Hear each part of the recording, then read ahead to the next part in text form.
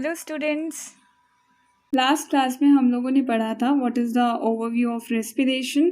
मैंने रेस्पिरेशन का आपको सारा ओवरव्यू दिया था, how the process of respiration takes place, what are the different modes of respiration, types of respiration, और मैंने आपको बताया था कि how respiration takes place in plants. तो आज जो हमारा नेक्स्ट टॉपिक है that is respiration in animals, कि जो रेस्पिरेशन का प्रोसेस है how it takes place in animals. तो अब स्टूडेंट्स क्या होता है, there are various types of animals, there are different types of animals, और जो ये जो डिफरेंट टाइप्स ऑफ एनिमल्स होते हैं, so there are different type of animals and different type of animals have different modes of respiration. तो अलग अलग type के एनिमल्स हैं, there are unicellular organisms, there are multicellular organisms like us. तो जितने भी जो एनिमल्स होते हैं उनमें जो रेस्पिरेशन का मोड है वो क्या होता है, अलग अलग होता है। अब यहाँ पे कुछ एग्जाम्पल्स हैं कि कैसे कैसे there are different modes of respiration. You have to look at these examples. So for example the first example is similar, जो कि सिंपल यूनिसेल्युलर ऑर्गेनिजम्स होते हैं। तो जो सिंपल यूनिसेल्युलर ऑर्गेनिजम्स होते हैं, like if we take the case of amoeba, unicellular organisms मतलब जो कि सिंगल सेल्ड ऑर्गेनिजम्स हैं, the organisms which have very simple structure, they are not at all complex organisms. तो जो सिंपल यूनिसेल्युलर ऑर्गेनिजम्स होते हैं उनमें जो रेस्पिरेशन होता है it takes place by the process of diffusion, like in the case of amoeba. तो basically जो गैशियस एक्सचेंज होगा वो कौन से प्रोसेस से होगा, डिफ्यूजन के प्रोसेस से होगा।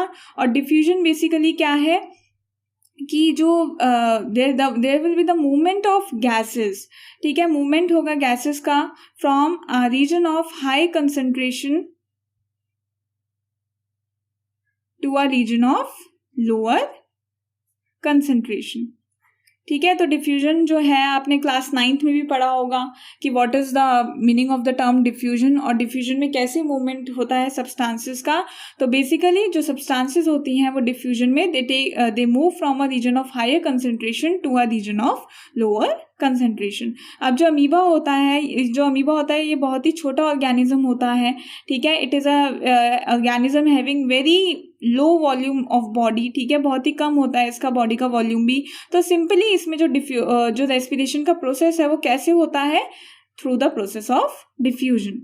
ओके, इसके बाद क्या है, क्यूटेनियस रेस्पिरेशन भी होता है कुछ ऑर्गेनिजम्स में। क्यूटेनियस रेस्पिरेशन बेसिकली क्या होता है, जब जो रेस्पिरेशन का प्रोसेस है it takes place through the skin. Cutaneous मतलब यहाँ पे क्या है, स्किन। तो जब जो रेस्पिरेशन का प्रोसेस है वो स्किन के थ्रू हो रहा है तो उस रेस्पिरेशन को हम क्या बोल देते हैं, cutaneous respiration. Like it takes place in earthworms. तो जो अर्थवॉर्म्स होते हैं उनमें कौन सा रेस्पिरेशन होता है, क्यूटेनियस रेस्पिरेशन होता है। It takes place through their skin. Okay, so talking about aquatic animals, जो एक्वाटिक एनिमल्स हैं लाइक द फिशेस, जो फिशेस होती हैं, प्रॉन्स हो गई, ठीक है, अलग अलग एक्वाटिक एनिमल्स होते हैं। तो उनमें जो रेस्पिरेशन होता है it takes place through gills. तो उनके पास कुछ ऐसे स्पेशलाइज्ड स्ट्रक्चर्स होते हैं जिन्हें हम क्या बोलते हैं, गिल्स होते हैं। और ये जो गिल्स होते हैं, जो डिजॉल्व्ड ऑक्सीजन होती है वाटर में, उसको ये क्या कर लेते हैं, दे simply extract that oxygen from the water, ठीक है। तो ये डिजॉल्व ऑक्सीजन को क्या कर लेते हैं, गिल्स एक्सट्रैक्ट कर लेते हैं, और गिल्स के थ्रू ही जो कार्बन डाइऑक्साइड प्रोड्यूस होती है वो भी क्या होती है, इनकी बॉडी से आउट हो जाती है, ठीक है। तो एक्वाटिक एनिमल्स में क्या होता है, respiration it takes place through gills. Then talking about insects, जैसे कि इंसेक्ट्स हो गए, ग्रास हॉपर्स हो गए, देन कॉकरोचेस हो गए, जितने भी जो इंसेक्ट्स होते हैं, हाउस फ्लाइज हो गई। तो ये जो इंसेक्ट्स होते हैं इनकी बॉडी पे क्या होते हैं, बहुत ही टाइनी होल्स प्रेजेंट होते हैं जिनको हम क्या बोलते हैं, स्पाइरिकल्स बोलते हैं। These are very tiny holes and they have air tubes also. तो एयर ट्यूब्स होती हैं इनकी बॉडी में, जो क्या, जिन्हें हम क्या बोलते हैं, ट्रैकी बोलते हैं, ट्रैकी, ठीक है। तो इस टाइप के रेस्पिरेशन को हम क्या बोलते हैं, tracheal respiration. So tracheal respiration is seen in insects like cockroaches, houseflies and grasshopper. So they have tiny holes known as spiracles and tracheae, and this type of respiration is known as tracheal respiration. And finally in mammals, जितने भी जो mammals हैं like us, जितने भी mammals हैं, dogs हो गए, cats हो गए, उनमें रेस्पिरेशन कैसे होता है? पल्मोनरी रेस्पिरेशन होता है. पल्मोनरी रेस्पिरेशन मतलब वो रेस्पिरेशन जिसमें क्या इन्वॉल्व है? लंग्स इन्वॉल्व हैं. Then that type of respiration is known as pulmonary respiration. तो जितने भी जो मल्टी सेल्यूलर ऑर्गेनिजम्स हैं, जो मैमल्स हैं, जो कॉम्प्लेक्स ऑर्गेनिजम्स हैं, उनमें कौन सा रेस्पिरेशन देखा जाता है? Pulmonary respiration. So this is how the process of respiration takes place in different type of animals. तो बेसिकली स्टूडेंट्स, तो लास्ट क्लास में जैसे कि मैंने आपको क्या बताया था, रेस्पिरेशन इन प्लांट्स बताया था. तो जितने भी जो लाइफ प्रोसेसेस हैं इस चैप्टर में, they are divided into 2 categories. ठीक है, वो आपको प्लांट्स में पढ़ने हैं और एनिमल्स में पढ़ना है डिटेल में लाइफ प्रोसेस. तो जो रेस्पिरेशन का भी लाइफ प्रोसेस है, एक तो आपको मैंने प्लांट्स का पढ़ा ही दिया था लास्ट लेक्चर में. अब इस लेक्चर में हम पढ़ेंगे how respiration takes place in humans. So अब ह्यूमंस का जो रेस्पिरेशन का प्रोसेस है, मैंने आपको लास्ट क्लास में बताया था कि जो रेस्पिरेशन का प्रोसेस होता है उसमें क्या इन्वॉल्व होता है? The process of breathing.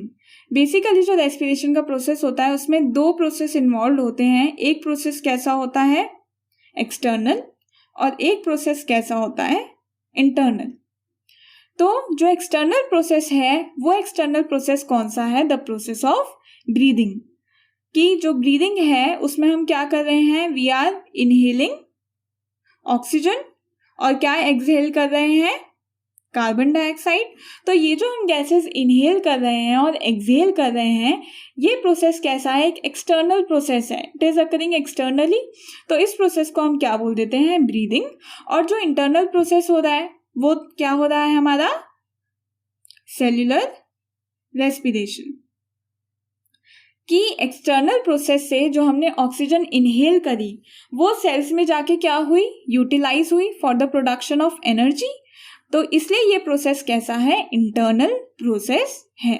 तो 2 प्रोसेस इन्वॉल्व होते हैं रेस्पिरेशन के प्रोसेस में. एक एक्सटर्नल प्रोसेस जो कि ब्रीदिंग का है, और एक इंटरनल प्रोसेस जिसमें क्या हो रहा है?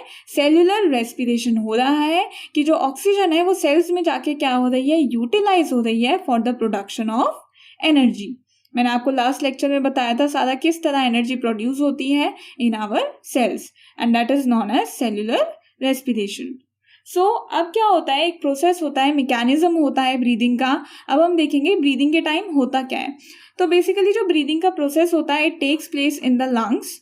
हम ब्रीथ करते हैं ऑक्सीजन, ये कहाँ जाती है? हमारे लंग्स में जाती है. हम एक्सहेल करते हैं कार्बन डाइऑक्साइड, ये भी कहाँ से पास होके जाती है? From our lungs. तो ये जो प्रोसेस होता है ब्रीदिंग का, it takes place in the lungs. और ये जो ब्रीदिंग का प्रोसेस होता है, it involves what? Inhalation and exhalation. The process of inhalation and exhalation. तो इनहेलेशन बेसिकली क्या है? कि जो एयर है, जो एटमॉस्फेरिक एयर है, हम उसे क्या कर रहे हैं? इनहेल कर रहे हैं. और बेसिकली उस एटमॉस्फेरिक एयर में जो क्या है? ऑक्सीजन है, हम उसको क्या कर रहे हैं? यूटिलाइज कर रहे हैं for the production of energy. ठीक है, तो इनहेलेशन वो प्रोसेस है जिसमें हम ऑक्सीजन रिच एयर को अपनी बॉडी में लेके जा रहे हैं. उस एयर को हम क्या कर रहे हैं? इनहेल कर रहे हैं. और वो ऑक्सीजन आगे जाके क्या हो गई? यूटिलाइज हो गई. That is a part of cellular respiration. और एक्सहेलेशन क्या है? कि हम कैसी एयर एक्सहेल कर रहे हैं? The air which is carbon dioxide rich.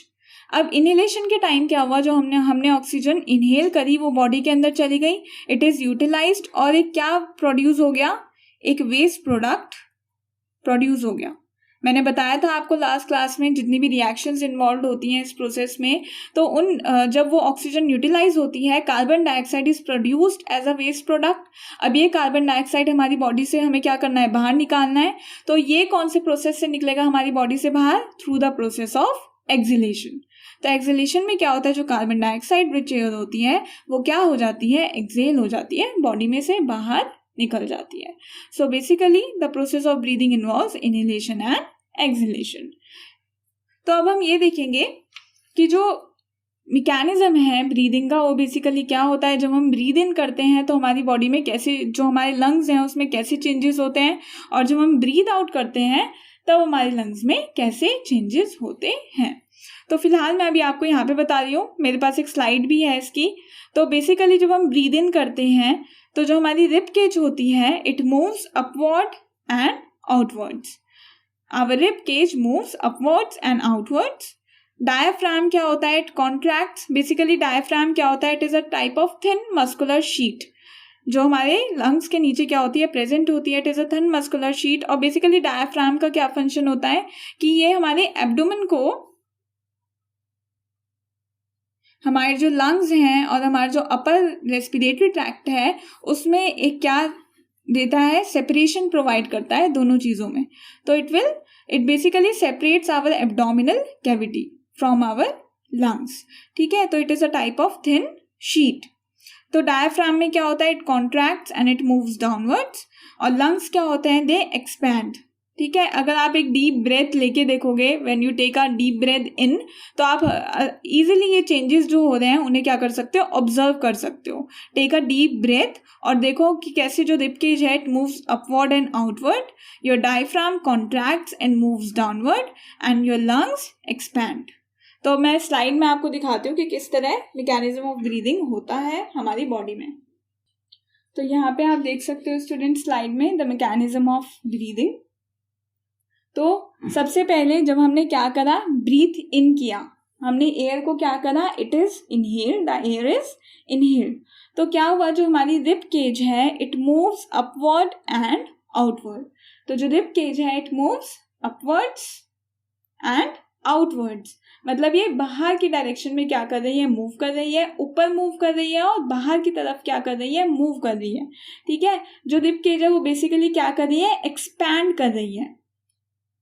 और क्या हो रहा है, जो डायफ्राम है, talking about the diaphragm, it contracts. Diaphragm क्या हो रहा है, कॉन्ट्रैक्ट हो रहा है and it moves downwards.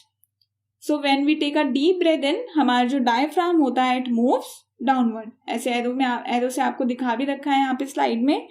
Talking about the lungs, जो लंग्स हैं वो क्या करेंगे, बेसिकली जो रिब केज एक्सपैंड कर रहे हैं, जो लंग्स हैं वो हमारे क्या कर रहे हैं, एक्सपैंड कर रहे हैं। बिकॉज जो लंग्स हैं जब हम इनहेल करते हैं they are filled with air. तो जो हमारे लंग्स हैं वो एक्सपैंड कर रहे हैं। जो हमारी चेस्ट कैविटी है बेसिकली वो क्या हो गई, इट बिकम्स बिगर। सो जो हमारे लंग्स हैं they expand and our chest cavity becomes bigger.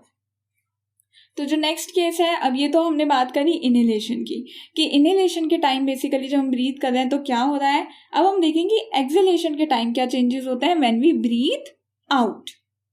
So when we breathe out, as you can see in the slide, air is exhaled.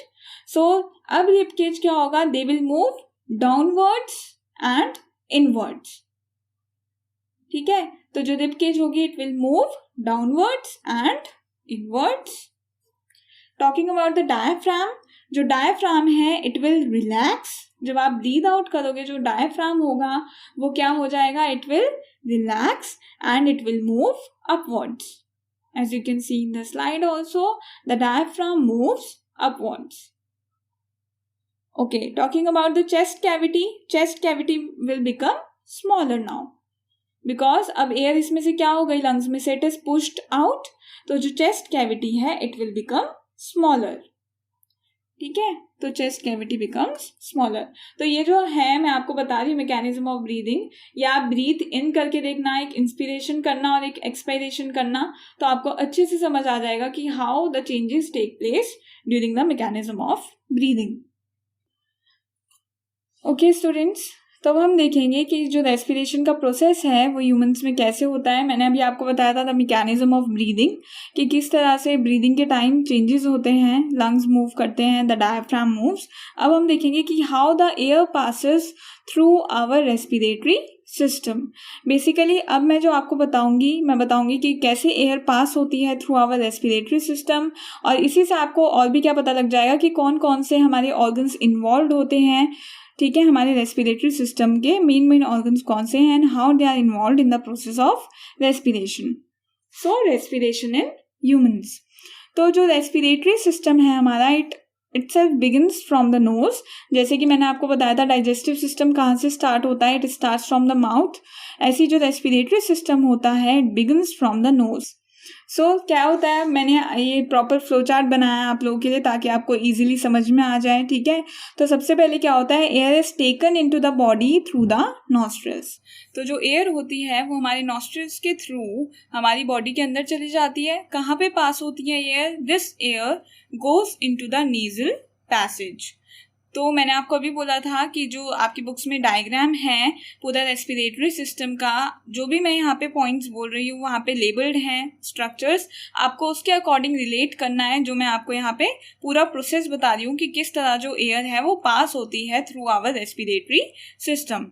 तो जो एयर है वो नॉस्ट्रिल्स के थ्रू कहाँ पे पास हो गई? In the nasal passage. अब जो हमारा नेजल पैसेज होता है it is lined with fine hair and mucus. So it is lined with fine hair and mucus. तो अब यहाँ पे it is lined with fine hair and mucus. अब इसका कुछ फंक्शन होगा. जैसे मैंने आपको बताया था कि डाइजेस्टिव सिस्टम में विलाई प्रेजेंट होती हैं इन आवर इंटेस्टाइन्स, तो वहाँ पे विलाई का क्या होता है, एक स्पेसिफिक फंक्शन होता है. अगर इतने सारे एंजाइम सिक्रीट हो रहे हैं तो उन सब का क्या होता है, कुछ फंक्शन होता है. सिमिलरली जो हमारी नेजल पैसेज होती है उसमें जो फाइन हेयर्स और म्यूकस प्रेजेंट होता है, म्यूकस सिक्रीट होता है, उसका क्या होता है, फंक्शन होता है. बेसिकली ये जो फाइन हेयर होते हैं और जो म्यूकस होते हैं, म्यूकस सिक्रीट होता है हमारे नेजल पैसेज में, it helps in trapping the impurities या फिर you can say dust particles जो भी प्रेजेंट होते हैं एयर में. एकदम क्लीन एयर नहीं होती, उसमें क्या होता है, हमेशा कुछ ऐसी इम्प्योरिटीज प्रेजेंट होती हैं, डस्ट पार्टिकल्स प्रेजेंट होते हैं. तो जो फाइन हेयर और म्यूकस प्रेजेंट होता है हमारे नेजल पैसेज में, it helps in trapping those impurities. और जिसकी वजह से जो, ताकि जो एयर अंदर जाएगी हमारे लंग्स में वो एयर कैसी हो, क्लीन एयर हो. So this is the function of fine hair and mucus. And along with that जो म्यूकस होता है it also keeps the temperature of our nasal passage kind of warm. ठीक है, थोड़ा सा वार्म रखता है टेम्परेचर को और मॉइस्चराइज करके रखता है हमारे नेजल पैसेज को, ताकि जो हमारा नेजल पैसेज है वो एकदम ड्राई ना हो जाए. क्योंकि अगर एकदम ड्राई हो जाएगा हमारा नेजल पैसेज तो उसमें बहुत ही पतली पतली क्या प्रेजेंट होती है, कैपिलरीज प्रेजेंट होती हैं. They can burst due to dryness, extensive dryness. तो जो म्यूकस होता है ये हमारे नेजल पैसेज को और क्या करता है, मॉइस्चराइज करने में भी हेल्प करता है. And along with trapping the impurities और द डस्ट पार्टिकल्स. तो अब नेजल पैसेज से पास हो गई air. Now this air goes into the trachea via pharynx. तो अब एक स्ट्रक्चर आता है हमारे रेस्पिरेटरी सिस्टम में, दैट इज फेरिंग्स. ये जो फेरिंग्स है ये बेसिकली दो पोर्शन में क्या हो जाता है, डिवाइड हो जाता है. पहली बात तो ये वो पोर्शन है जो कहाँ प्रेजेंट है, it is present between the mouth and the wind pipe. तो आपको थोड़ा सा ये आप डायग्राम में देख लेना जब आप बुक में देखोगे कि ये वो पोर्शन है जो हमारे माउथ और विंड पाइप के बीच में क्या है, प्रेजेंट है. बेसिकली ये जो फेरिंग्स है it gets divided into two portions. तो ये फेरिंग्स दो पार्ट्स में क्या हो जाता है, डिवाइड हो जाता है. एक तो किस में, विंड पाइप में, और एक किस में, फूड पाइप में, दैट इज ईसोफेगस. तो मैंने आपको बताया था जैसे हम फूड खाते हैं तो वो किस में पास होता है, फूड पाइप में. बट जो हमारी एयर होती है वो किस में पास होती है, हमारे विंड पाइप में. And this pharynx get divide splits up into these two portions. तो एयर ऑब्वियसली बात है कहाँ से जाके निकलेगी, विंड पाइप से क्रॉस होगी. ठीक है, और फूड हमेशा कहाँ से क्रॉस होगा, फ्रॉम द फूड पाइप. सो अब क्या है, air goes into the trachea via the pharynx. Okay, अब ये जो ट्रेकिया है इसका एक स्पेशलाइज्ड स्ट्रक्चर प्रेजेंट होता है ट्रेकिया पे. It is supported bye rings of cartilage. Cartilage basically क्या होती है, सॉफ्ट पोर्शन होता है. यू कैन से ये बहुत ही सॉफ्ट तरीके की बोन्स होती हैं. ठीक है, जो कार्टिलेज होती हैं जो हमारी ईयर में प्रेजेंट हैं, जो हमारी नोज में प्रेजेंट होती है कार्टिलेज, की that we can bend this. तो कार्टिलेज वो पोर्शन होता है जो हम इजीली क्या कर सकते हैं, बेंड कर सकते हैं. जैसे हमारे ईयर्स हम बेंड कर सकते हैं. ईयर्स किस चीज़ के बने होते हैं, they are made up of cartilage. हमारा नोज का जो आगे वाला पोर्शन होता है it is made up of cartilage. तो ये जो हमारा ट्रेकिया होता है it is supported by soft rings of cartilage, जिनको हम और भी क्या बोलते हैं, ट्रेकियल रिंग्स. ट्रेकियल रिंग्स क्योंकि ये कहाँ पे सपोर्ट कर रही हैं, ये कार्टिलेज के रिंग्स ट्रेकिया को सपोर्ट कर रहे हैं, इसलिए हम इसे क्या बोल देते हैं, ट्रेकियल रिंग्स. और ये जो ट्रेकियल रिंग्स होती हैं ये हेल्प करती हैं, जो ट्रेकिया है उसको क्या प्रोवाइड करती हैं, सपोर्ट प्रोवाइड करती हैं, और क्या प्रिवेंट करती हैं कि वो जो ट्रेकिया है हमारा वो कोलैप्स ना हो। बिकॉज जो ट्रेकिया है वो एक बेसिकली कैसा स्ट्रक्चर है, it is a hollow structure, ये हॉलो पाइप जैसा स्ट्रक्चर है, ठीक है। तो ये जो रिंग्स ऑफ कार्टिलेज होंगी ये बेसिकली इसको ट्रेकिया को क्या प्रोवाइड करती हैं, सपोर्ट प्रोवाइड करती हैं कि जो ट्रेकिया है वो कोलैप्स ना हो, ठीक है। तो अब जो ट्रेकिया है, अब एयर यहाँ से पास हो गई, अब ये ट्रेकिया जो है ये it will run down in the neck and divides into 2 smaller tubes.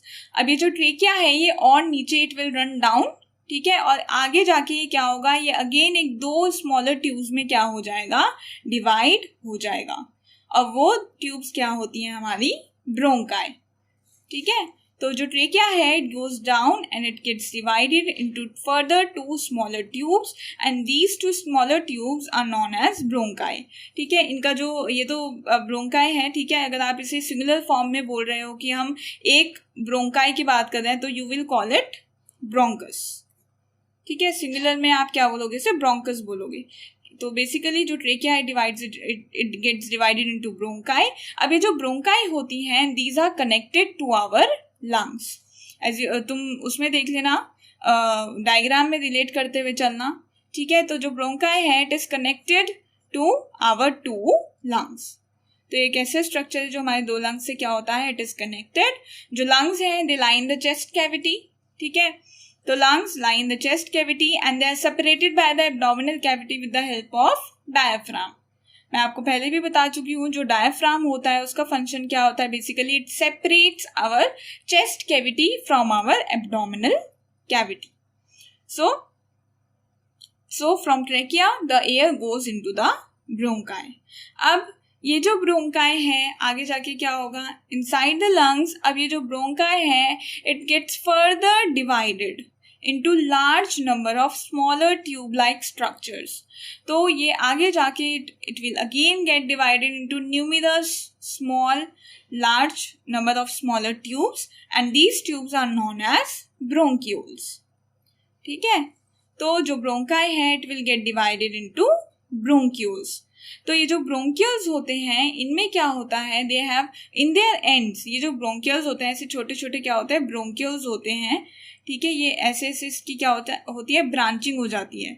जो ब्रोंकाई होती है it again gets branch into these smaller structures, और ये जो स्ट्रक्चर्स होते हैं जो ब्रोंकियल्स होते हैं they have tiny air sacs at their ends, they have tiny air sacs like structure, pouch like structures present होते हैं इसके end में। आप डायग्राम में देखोगे you can better relate to it। तो जो ब्रोंकियल्स होते हैं इसके एंड में क्या होते हैं, एयर सैक्स प्रेजेंट होते हैं, और you can say pouch like structures present होते हैं, और इन स्ट्रक्चर्स को हम क्या बोलते हैं, alveoli, okay. So the bronchioles get further divided. They have into alveoli. They in their ends they have sac-like structures, or you can say pouch-like structures, which are known as alveoli.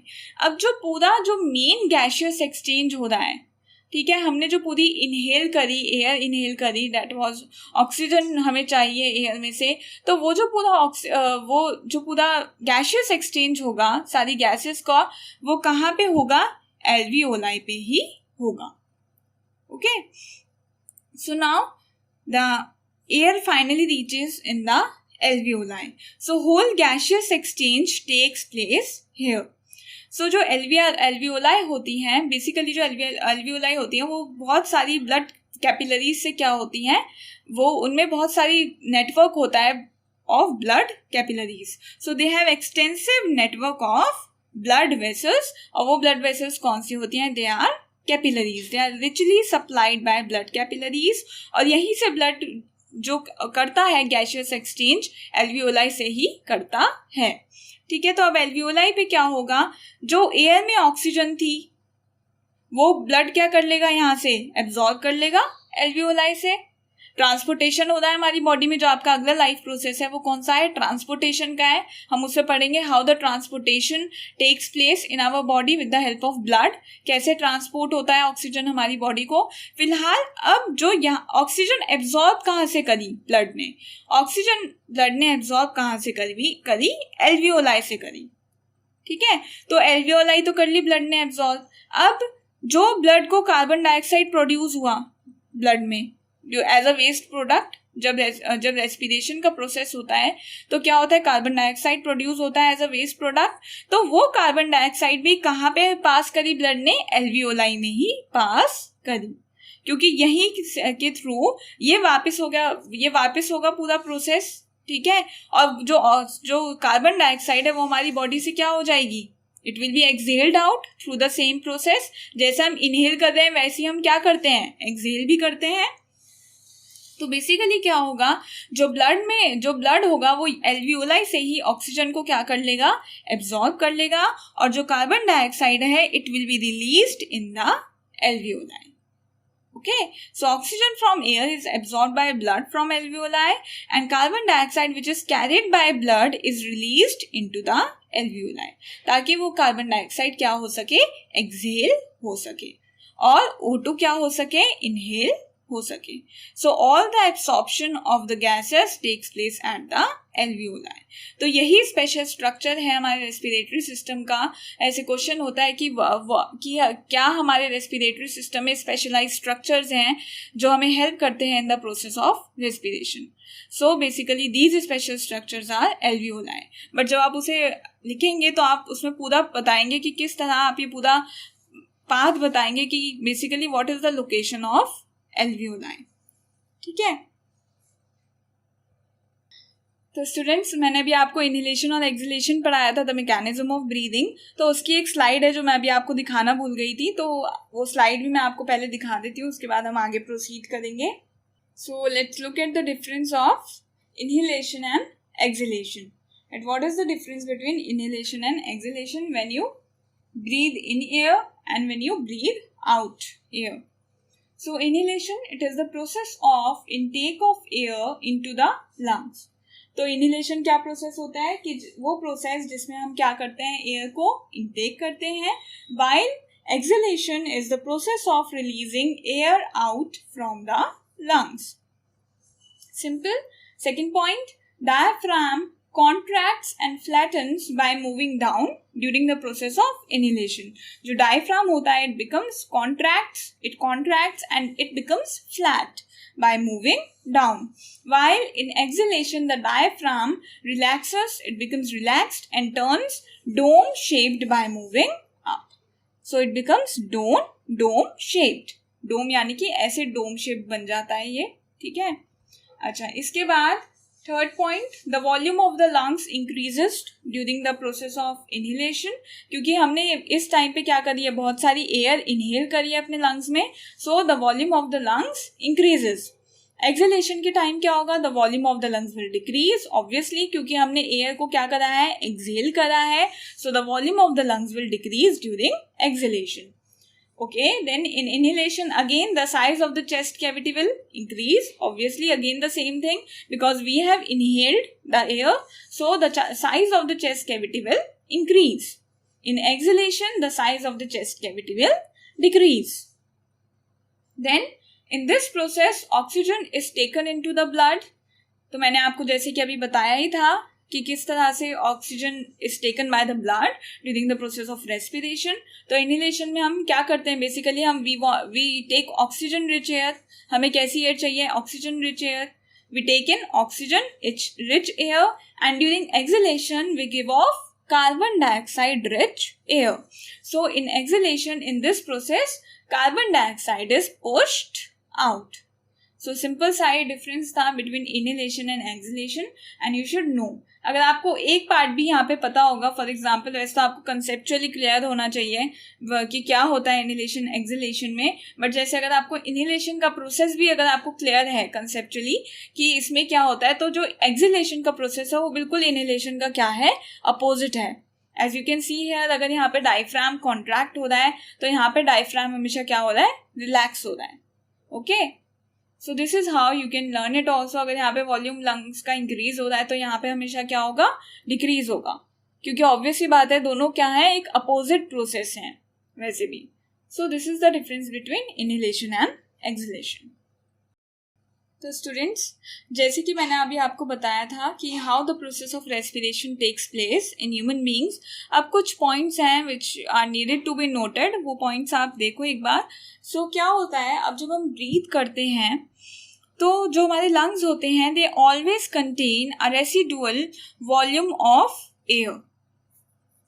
Okay, so जब हम breathe करते हैं our lungs always contain a residual volume of air. Basically इसका मतलब ये है कि हमेशा कुछ अमाउंट ऑफ एयर हमारे लंग्स में क्या होता है, हमेशा रहता है.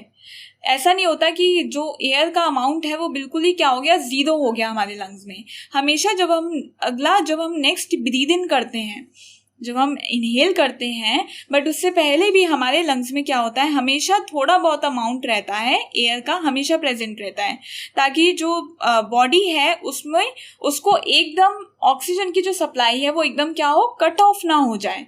सो डेट्स वाई हमेशा हमारे जो लंग्स हैं उनमें एक रेसिडुअल वॉल्यूम ऑफ एयर हमेशा प्रेजेंट रहता है, ताकि जो एक सफिशिएंट क्या मिल जाए, टाइम मिल जाए, so that there is sufficient time for oxygen to be absorbed.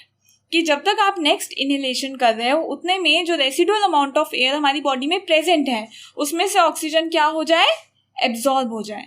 फिर इतने में आप क्या करोगे, नेक्स्ट इनहेलेशन कर ही लोगे, फिर then that oxygen will be utilised. So हमारे जो लंग्स हैं उनमें कभी ऐसा नहीं होता कि बिल्कुल जो एयर का अमाउंट है वो क्या हो जाए, जीरो हो जाए. उनमें हमेशा कुछ ना कुछ थोड़ा बहुत अमाउंट ऑफ एयर क्या होता है, प्रेजेंट रहता है. So during breathing lungs always contain a residual volume of air so that there is sufficient time for oxygen to be absorbed and carbon dioxide to be released. And it also keeps our lungs ventilated till next inhalation. तो जब तक हमारा जो next inhalation नहीं होगा तब तक ये रेसिडुअल अमाउंट क्या है, हमारी बॉडी क्या कर लेगी, उसको यूटिलाइज करती रहेगी इस रेसिडुअल अमाउंट ऑफ एयर को, जब तक नेक्स्ट इनहेलेशन नहीं होता. और इसी तरह जो हमारे लंग्स हैं वो हमेशा क्या रहेंगे, वेंटिलेटेड रहेंगे. So that's why our lungs always contain a residual volume of air. Okay, अच्छा, इसके बाद द डिफ्यूजन प्रेशर. अब क्या होता है, जो मैंने आपको बताया था, जो यूनिसेल्युलर ऑर्गेनिजम्स होते हैं जैसे कि अमीबा हो गया, उनमें जो रेस्पिरेशन का प्रोसेस है, जो गैशियस एक्सचेंज होता है वो सिंपली किससे हो जाता है, डिफ्यूजन से हो जाता है. The diffusion takes place through their cell membrane. Diffusion of gases, O2 भी ले लेते हैं, वो कार्बन डाइऑक्साइड क्या करते हैं, एक्सहेल भी कर देते हैं, रिलीज भी कर देते हैं डिफ्यूजन से. ठीक है, बट हमारी जो बॉडी है, हमारी बॉडी में सिर्फ डिफ्यूजन से काम नहीं चल सकता कि जो हमने O2 जो हमारे ब्लड ने ली वो सिर्फ डिफ्यूजन की हेल्प से हमारी बॉडी में पास कर दे उस ऑक्सीजन को. It can not deliver oxygen to all parts of our body. So only the process of diffusion can not deliver oxygen to all the parts of our body. तो अब आपको ये बताना है, आपके लिए ये क्वेश्चन है कि क्यों डिफ्यूजन प्रेशर्स ओनली काफी नहीं है for delivering oxygen to all the parts of our body. Why?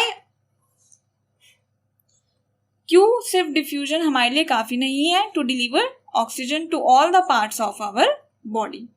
ठीक है, तो अब मैंने आपको ये तो बता दिया कि डिफ्यूजन से तो नहीं हो सकता ओनली. अब आपको ये बताना है कि क्यों नहीं हो सकता, और अगर डिफ्यूजन से होता अगर ये काम तो क्या होती उसकी कॉन्सिक्वेंसेस. तो अब क्या होता है हमारी बॉडी में, ताकि जो ऑक्सीजन है वो ट्रांसपोर्ट हो सके to each and every part of our body, we have a specialised respiratory pigment. तो हमारी बॉडी में क्या प्रेजेंट होता है, एक स्पेशलाइज्ड रेस्पिरेटरी पिगमेंट प्रेजेंट होता है in our RBCs, red blood cells, and that pigment is known as haemoglobin. ठीक है, so we have a specialised pigment that is known as haemoglobin, and this pigment is red in colour, जिसकी वजह से हमारे RBCs का colour क्या होता है, रेड होता है, और इसलिए हम उन्हें क्या बोलते हैं, रेड ब्लड सेल्स. तो ये जो पिगमेंट है ये क्या होता है, रेस्पिरेटरी पिगमेंट होता है. इसका मतलब बेसिकली क्या है, it is helping out in the process of respiration. तो ये जो पिगमेंट होता है it has high affinity for what, oxygen. So this pigment has high affinity for oxygen. Basically ये जो पिगमेंट है ये बहुत ही एफिनिटी होती है हाई इसके ऑक्सीजन के लिए। बेसिकली बात यह है it rapidly combines with oxygen. तो ये पिगमेंट बहुत जल्दी ऑक्सीजन के साथ क्या करता है, कंबाइन करता है। और अब आरबीसीज प्रेजेंट है हमारे ब्लड में, हमारा ब्लड क्या होगा, ट्रांसपोर्ट होगा to all the parts of our body and this is how the oxygen will be delivered to all the parts of our body. ठीक है, तो बहुत ही फास्ट होता है प्रोसीजर और क्विकली हमारे सारे जो ऑर्गन्स हैं, हमारे जो सारे बॉडी पार्ट्स हैं उनमें ऑक्सीजन, जो सेल्स हैं उनमें क्या होगा, ऑक्सीजन डिलीवर हो जाएगी और सेल्स अब क्या करेंगे, इस ऑक्सीजन को क्या करेंगे, यूटिलाइज कर लेंगे for the production of energy. तो आपने जैसे सुना भी होगा, आपने 8th क्लास में पढ़ा होगा, 9th क्लास में पढ़ा होगा कि जैसे जो हीमोग्लोबिन होता है इसकी ऑक्सीजन के साथ तो हाई एफिनिटी होती है, बट एक और सब्सटेंस होता है जिसके लिए क्या होता है, जो हीमोग्लोबिन होता है उसका बहुत ही हाई एफिनिटी होता है, that is carbon monoxide. Carbon monoxide produce होता है ना जब इनकम्प्लीट कंबशन होता है फ्यूल्स का, तो ये जो कार्बन मोनोऑक्साइड होता है इसके साथ हीमोग्लोबिन क्या कर लेता है, कंबाइन कर लेता है। इसकी बहुत ही ज्यादा एफिनिटी होती है for carbon monoxide and it leads to the formation of carboxy haemoglobin. और फिर क्या होता है, जब ये कार्बोक्सी हीमोग्लोबिन के बन जाता है तो जो ऑक्सीजन की कैपेसिटी होती है, इसकी ऑक्सीजन कैरिंग कैपेसिटी होती है, वो क्या हो जाती है, रिड्यूस हो जाती है, which can lead to the death of the person. जो पर्सन है अब ऑक्सीजन सप्लाई होगी to the vital parts of the body, brain, heart, तो क्या होगा, द पर्सन विल सफोकेट और फाइनली अल्टीमेटली उसकी पर्सन की क्या हो जाएगी, डेथ हो जाएगी। तो ये तो चलो एक डिफरेंट चीज़ है। तो बेसिकली मेरे को आपको एफिनिटी वर्ड समझाना था। एफिनिटी मतलब जो कंबाइनिंग पावर है हीमोग्लोबिन की, वो ऑक्सीजन के साथ क्या होती है, बहुत ज़्यादा होती है। ठीक है, जिसकी वजह से क्या होता है, जो ऑक्सीजन है it gets quickly distributed to all the parts of our body. अच्छा, तो अगर ये तो हमने बात करी ऑक्सीजन की। अब कार्बन डाइऑक्साइड कैसे कैरी करता है ब्लड, तो जो कार्बन डाइऑक्साइड होती है ये बहुत ही क्या होती है, it is very soluble, it is a very soluble molecule. तो ये बेसिकली ब्लड में क्या हो जाता है, ये ऐसे ही डिजॉल्व हो जाता है। और ये कैसे ट्रांसपोर्ट होता है ब्लड में, in the dissolved form. It is not carried by any specialised cells और पिगमेंट। ये बेसिकली हमारे ब्लड में क्या हो जाता है, डिजॉल्व हो जाता है। और हमारा ब्लड इसे कैसे कैरी करता है, डिजॉल्व फॉर्म में ही कैरी भी करता है। ठीक है, तो अब जो मैंने आपको प्रोसेस बताया है पूरा रेस्पिरेशन का, आई have a flow chart for that process. अब मैं आपको डायग्राम के थ्रू बता देती हूँ जल्दी जल्दी, ठीक है, कि किस तरह से जो एयर है वो पास होती है in our respiratory system. So I have a slide for you. अब हम स्लाइड में देख लेते हैं। आपका एक बार पूरा रिवाइज हो जाएगा जो प्रोसेस है रेस्पिरेशन का। तो सबसे पहले जो एयर है वो क्या हुई, एंटर हुई थ्रू द नॉस्ट्रल्स। यहाँ से नॉस्ट्रल्स में क्या हुई, यहाँ से एयर क्या हुई, एंटर हुई। So the air gets through the nostrils, then it passes to the nasal passage. तो जो एयर है वो सबसे पहले तो क्या हुआ, नॉस्ट्रल से पास हुई, as you can see in the slide. यहाँ से नॉस्ट्रल से क्या हुई, एयर पास हुई, then it goes into the nasal passage, as you can see nasal passage. पूरा अच्छे से लेबल डायग्राम है, ये आपकी बुक्स में भी होगा। नेजल पैसेज में गई, नेजल पैसेज से कहाँ पास हुई, in the pharynx, it passes into the pharynx, then it goes into the through larynx से होते हुए, लेरिंग्स क्या होता है, हमारा वॉइस बॉक्स होता है, लेरिंग्स से होते हुए ये कहाँ आ गई, ट्रैकिया। ट्रैकिया में as you can see here the rings of cartilage are here. इसका फंक्शन मैं आपको बता चुकी हूँ, there are rings of cartilage. Then from the trachea it goes into the bronchi. So these bronchi are connected to the lungs, as you can see here clearly in the diagram, bronchi. So this trachea gets divided into two further tubes, smaller tubes known as bronchi, and from bronchi, basically ये bronchi क्या है, lungs से connected है, तो that's why lungs लिखा है flow chart में, these bronchi present in the lungs. Then यहाँ पे basically lungs में पहुंच गई अब ये। अब ये जो bronchi हैं they are further divided into smaller bronchioles. As you can see these are, और जो छोटी छोटी ट्यूब्स हैं इनको हम क्या बोलते हैं, ब्रोंक्यूल्स। और इन ब्रोंक्यूल्स के एंड में क्या प्रेजेंट है हमारे alveolar sacs. So we have alveolar sac here. As you can see here, alveolar sac, it is a pouch like structure. अब यहाँ पे जो है जो alveolar sac है उसका क्या है, we have a magnified view here in the diagram of the alveolar sac. So as you can see, these are respiratory bronchioles, these are tube like structures and this अब ये जो bronchioles हैं यहाँ पे क्या होता है, alveolar sacs present होते हैं. This is a alveolar sac और इस alveolar sac की यहाँ पे क्या होती हैं, these are alveoli. As you can see, these are alveoli और ये जो alveoli होती हैं ये पूरा एक surface provide करती हैं for the gaseous exchange. So these alveoli provide surface for the exchange of gases. Whole gaseous exchange takes place at the alveoli. Okay. So this is how the passage of air takes place in our respiratory system. Okay. तो ये तो आपको diagrams वगैरह बनवाए भी जाएंगे life processes में, बहुत सारे डायग्राम्स हैं. ठीक है, डाइजेस्टिव सिस्टम मैंने आपको बताया था, उसका डायग्राम भी आपको बनवाएंगे. ठीक है, अभी तो आप लोग जा ही नहीं रहे हैं स्कूल. ठीक है, तो ये सारे डायग्राम्स आपको बनाने होंगे. ठीक है, तो अब जैसे मैंने आपको, आप यहाँ पे देख सकते हो डायग्राम में डायफ्राम भी. So this diaphragm, this is a thin muscular sheet. ये हमारे एब्डोमिनल कैविटी और चेस्ट कैविटी को क्या करके रखती है, इट सेपरेट्स. ओके, तो स्टूडेंट्स अब जैसे मैंने आपको न्यूट्रिशन के प्रोसेस का दिया था एक असाइनमेंट, तो यहाँ पे हमारा जो प्रोसेस है रेस्पिरेशन का वो यहाँ पे क्या होता है, एंड होता है. ठीक है, तो अब जैसे मैंने आपको न्यूट्रिशन की एक असाइनमेंट दी थी, ऐसी मैं आपको रेस्पिरेशन के प्रोसेस की पूरा जो रेस्पिरेशन का प्रोसेस है, the overview how the process of respiration takes place, respiration in plants, respiration in animals, respiration in humans, इसका मैं आपको दूंगी एक असाइनमेंट. ठीक है, तो वो असाइनमेंट आपको करना है सॉल्व अपनी नोटबुक्स में, और मैं आपको वो जो असाइनमेंट है आपका बाद में चेक करूंगी जब आप क्लासेस में आने लगोगे. ओके, सो आज के लिए स्टूडेंट्स इतना ही. तो अब आज का रेस्पिरेशन का टॉपिक आज खत्म हो गया है. नेक्स्ट क्लास में we will start with your next life process, that is transportation. कि अब जो ऑक्सीजन यहाँ पे ब्लड ने क्या कर ली, यूटिलाइज कर ली. जो ब्लड था उसने ऑक्सीजन को क्या कर लिया, कैरी कर लिया. अब ब्लड कैसे उसे एनर्जी को क्या करेगा, ट्रांसपोर्ट करेगा to various parts of our body. हम वो प्रोसेस पढ़ेंगे in your next lecture. So okay students, thank you and take care.